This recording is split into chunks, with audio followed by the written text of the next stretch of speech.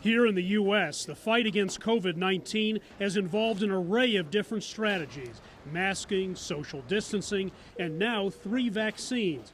Technology has played a part too. It's gone really well. We're incredibly pleased with the rollout and adoption. Sarah Thunberg, until recently part of Colorado's COVID-19 response team, is referring to the Exposure Notifications app, a phone app the state developed with tech companies Apple and Google. Apple and Android users who download it swap anonymous tokens via Bluetooth when they're near each other. If one tests positive for the coronavirus and then uploads a code, those within 2 meters of them for at least 15 minutes get a warning. It's really one of the easiest things you can do is to add your phone to the fight against COVID. So why wouldn't we do it? More than 2 million Coloradans, 1/3 of the state's population, have downloaded the app so far. I'm using it. I'm comfortable with it. Computer expert Steve Beatty calls it a technologically sound idea that should be more popular with phone users than it is. Yeah, I think adoption is where the app falls short, to be blunt. I'm old and I'm not good at technology.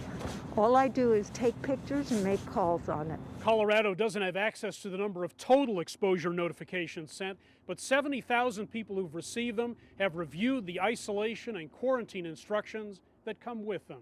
I don't believe in that. How can an app on your phone show you or tell you that somebody has coronavirus?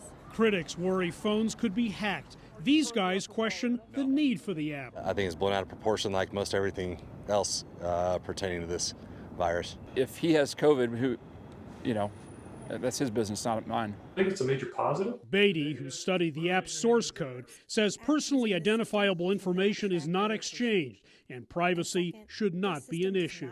I think there's a lot of misinformation going around because we're all so afraid of COVID, and I think that's completely understandable, that our emotions get involved instead of our thought processes. Fewer than half of U.S. states now offer an exposure notification system. Rapid turnaround testing, not widespread in the U.S., is also key to the app being effective. Still, lots of folks have signed on. It makes me feel a little bit more secure knowing that if I am exposed... I'll know, she says. Proponents say this app can't hurt. While impossible to prove, Colorado officials say past disease spread would have been higher had it not been in place. Hendrik, Sybrandy, CGTN, Denver.